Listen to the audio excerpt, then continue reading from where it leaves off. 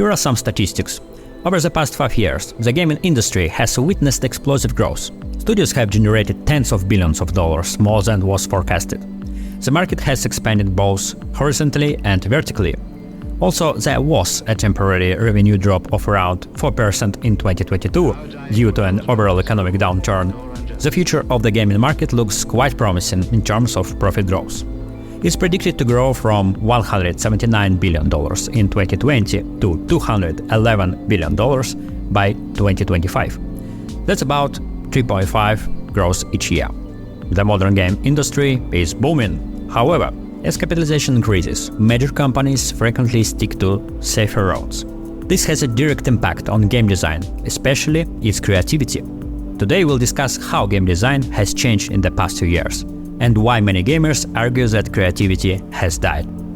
I'm Sergey Snegirev, and this is the podcast 80 Levels of Game Design.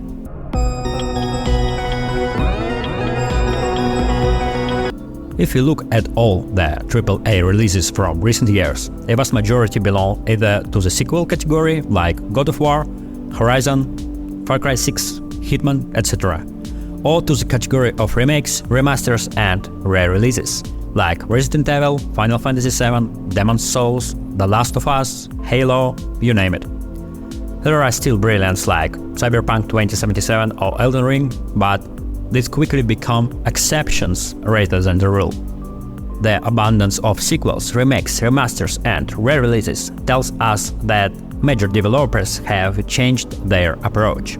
They are not looking for originality or new franchises, but rather a way to generate revenue quickly and safely.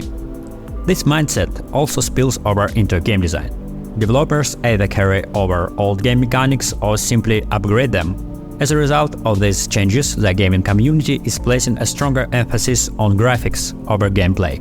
The demand for better graphics has been steadily rising since 2017. According to recent studies, nearly 3/4 of dedicated PC gamers say that main motivation to upgrade is to enhance their gaming experience. More powerful hardware not only improves their current gaming experience, but also provides many players access to games with higher requirements. Over 60% of gamers consistently upgrade their equipment. This is a crazy shift from 2016 stats, where only 10% of players invested in high-performance computers. Developing video games is a unique endeavor. Games offer players an experience that no other art form can replicate. You can't just broadcast a game playthrough on TV and expect it to evoke the same emotions as playing it yourself. Yet modern AAA studios are so fixated on graphic realism, crafted by teams of thousands, that they shy away from game mechanics. Games today are trying hard to be like movies, but in doing that they lose the special touch that makes them unique. Researchers from William and Mary University say that our society is facing a so-called creative crisis, where levels of creative thinking continue to decline. This is attributed to the constant stimulation of the brain and the lack of boredom. Interestingly, boredom is a key element in nurturing imagination, and you might not know this, but it's often used as a game design tool. It's hard to find many significant games from the past that didn't use boredom as a primary game design element. Well, I guess it may sound odd, including moments of calm, stillness, and even boredom can boost player engagement and enrich the gaming experience. In game design, pacing is as crucial as in storytelling. Continuous, intense action doesn't allow players to make thoughtful or creative choices. Downtimes or less exciting tasks give players time to think, strategize, and anticipate what's coming next. Consider survival games. Players frequently engage in mundane tasks like resource gathering and crafting.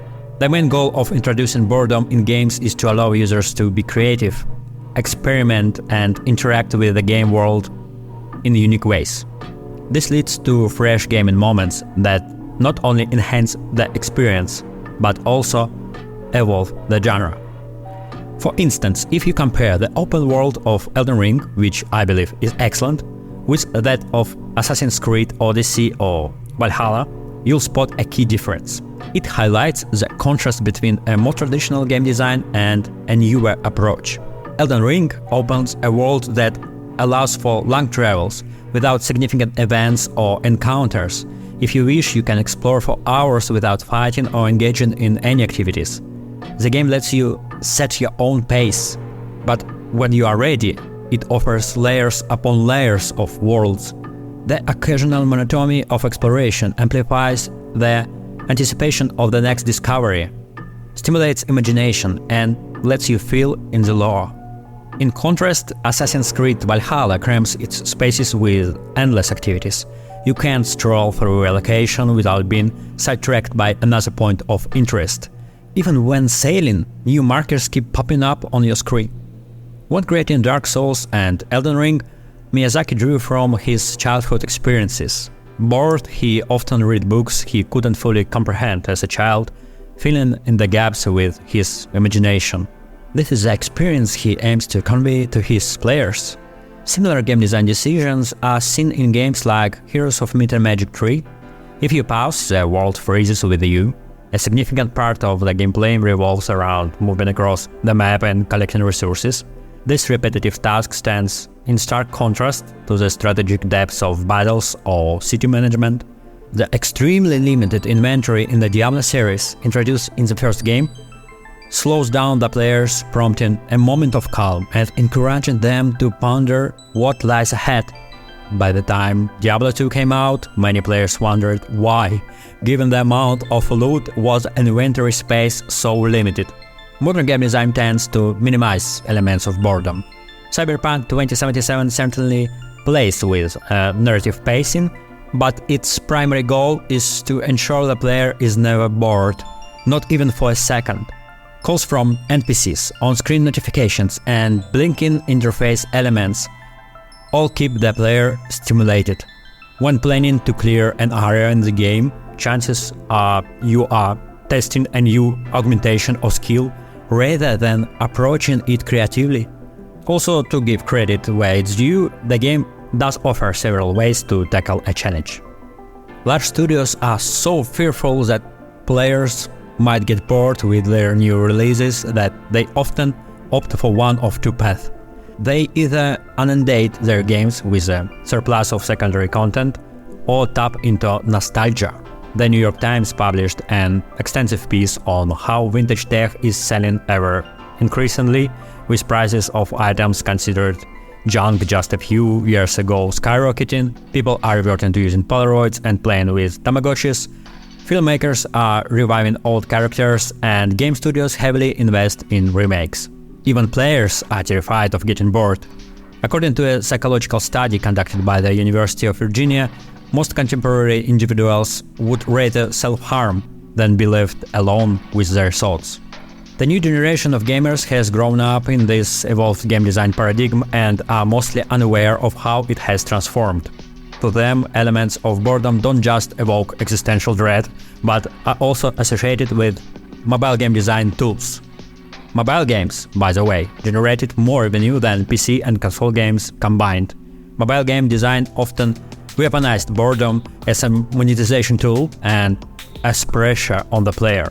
Free-to-play projects craft slow progression periods as a tactic to encourage in-app purchases. For instance, players might be offered an item or currency to expedite a task that would otherwise take a long duration. A prime example of this strategy is Genshin Impact. To fully level up a character squad to level 90, maximize their talent and weapons, and obtain the necessary artifacts without using any in-game purchases can easily stretch out for more than a year. The situation with the mid-core game market is entirely different. Many of them aren't afraid to use monotony as a fundamental element. In Disco Elysium, the protagonist literally barely moves, faces endless checks, and the player constantly reloads. Going through the ultra-dynamic Hades, relying solely on reaction is impossible. You will definitely need to think, plan, and strategize. And if you want to play something creative, original, and soulful, turn to midcore. Alright listeners, that's a wrap for today's episode.